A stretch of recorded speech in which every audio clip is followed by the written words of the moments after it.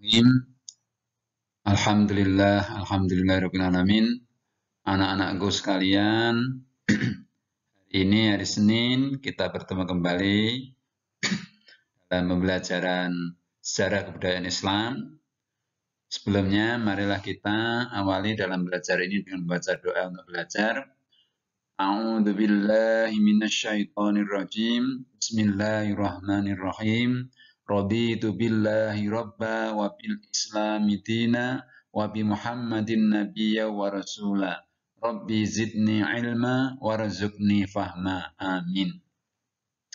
Nah, anak sekalian, kita akan melanjutkan kisah atau sejarah Wali Songo yang kemarin sudah saya sampaikan. Yang pertama Sunan Gresik atau Maulana Mal Ibrahim.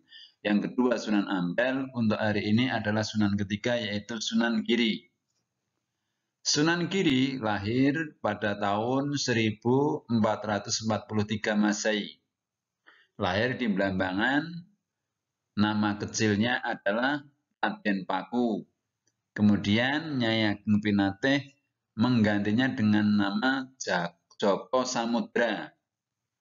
Sunan Giri merupakan putra dari Maulana Ishak, saudara laki-laki Sunan Maulana Mal Ibrahim. Maka Sunan Giri ini masih famili keponakan dari Maulana Mal Ibrahim. Adapun ibu dari Sunan Giri adalah Dewi Sekardadu, putri raja dari kerajaan Blambangan yang sekarang bernama Banyuwangi.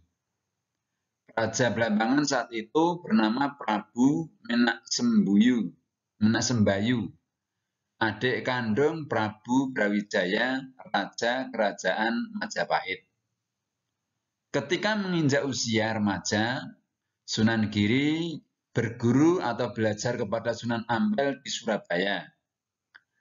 Setelah beberapa waktu kemudian, Sunan Ampel memerintahkan Sunan Giri untuk melanjutkan berguru atau belajar ke Maulana Ishak, ayah kandung dari Sunan Giri, yang tinggal di Pasai bersama dengan putra Sunan Ampel yang bernama Raden Mahdum Ibrahim.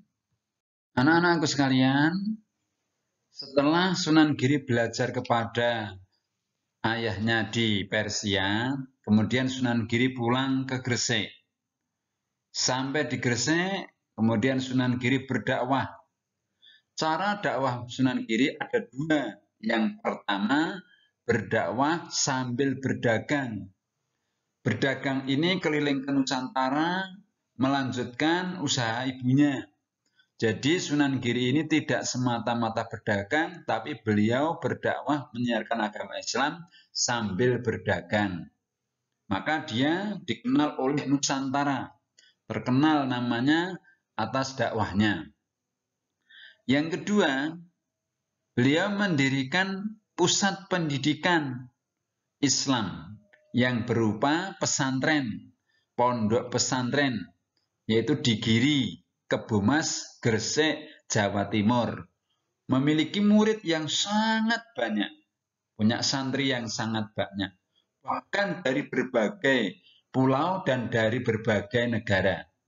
Untuk itu, ketika muridnya kembali ke daerah masing-masing, dianjurkan, disarankan oleh Sunan Giri untuk mendirikan pusat pendidikan, yaitu yang berupa pesantren. Jadi disinilah mulai didirikan pesantren-pesantren di Nusantara sejak dari Sunan Giri.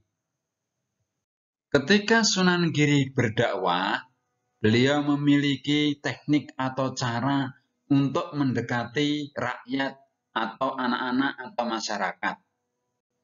Beliau memiliki karya, memiliki metode seni, entah itu yang berupa untuk anak-anak maupun untuk orang tua. Karya seni Sunan Giri yang dipakai dalam berdakwah yang cukup terkenal, yang mungkin anak-anak juga sudah mengerti sebagian. Nah, ada dua. Yang pertama, dalam permainan, Sunan Giri menciptakan permainan anak-anak, yaitu jelungan. Ada yang mengatakan delian. Nah, ada yang mengatakan petak umpet itu atas kreasi dari Sunan Giri. Yang kedua, lagu mainan anak-anak yaitu Cublak-Cublak Suweng. Kemudian jamuran dan ilir-ilir itu permainan anak-anak. Kemudian dalam bidang lagu yang dipakai untuk mendekati masyarakat, mendekati rakyat, Sunan Giri menciptakan lagu atau gending Jawa, yaitu Asmorondono dan Pocong. Saya yakin anak-anak sudah mengenal tentang pocong, sudah diajarkan oleh guru bahasa Jawa. Nah, untuk atas perjuangan jasa-jasa Sunan Giri, maka beliau disebut sebagai satu penyebar pesantren di Nusantara yang melalui santri-santrinya, yang melalui murid-muridnya yang berasal dari pulau-pulau dan dari negara lain. Yang kedua, jasa beliau adalah menjadi penasehat Kesultanan Demak yang suatu kerajaan Islam yang pertama di tanah Jawa. Yang ketiga, menjadi hakim dalam kasus Syekh Siti Jenar, yaitu seorang ulama yang menyebarkan ajaran Islam yang menyimpang dan bertentangan dengan para wali songo. Anak-anakku sekalian, tibalah sekarang kita perlu mengetahui nilai keteladanan Sunan Giri. Dan inilah yang perlu kita contoh, perlu kita tiru anak-anakku sekalian. Apa yang dapat kita tiru dari Sunan Giri ini? Yang pertama, tidak putus asa meskipun dalam menghadapi kesulitan. Apalagi anak-anak ini, anak-anak masa sekolah, meskipun sulit dalam belajar, tolong anak-anak jangan sampai putus asa. Ikutilah jejak Sunan Giri ini. Ya, tetap semangat belajar. Yang kedua, rajin menuntut ilmu dan taat pada guru. Nah, Sunan Giri ini belajarnya, menuntut ilmunya tidak hanya dalam satu kota, satu daerah, tetapi sampai di luar pulau, bahkan di luar negara, sampai ke Pasai. Yang ketiga, menjadi rujukan ilmu. Sunan Giri merupakan sunan yang sangat pandai, sangat pintar. Dia menjadi rujukan para wali juga dalam menyelesaikan masalah ilmu.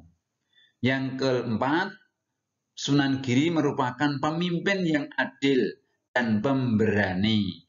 Beliau menjadi raja Blambangan yang sangat disegani oleh rakyatnya karena adil. Yang kelima, pandai bergaul, kreatif dalam seni dan budaya. Inilah yang dipakai Sunan Giri karena mendekati masyarakat itu tidak mudah. Beliau pandai dalam kreatif dalam seni dan budaya, khususnya orang-orang Jawa. Anak-anakku sekalian, setelah sekian lama berdakwah, berkeliling Nusantara dan mendirikan pesantren menetap di Giri, akhirnya Sunan Giri wafat pada tahun 1506 Masehi.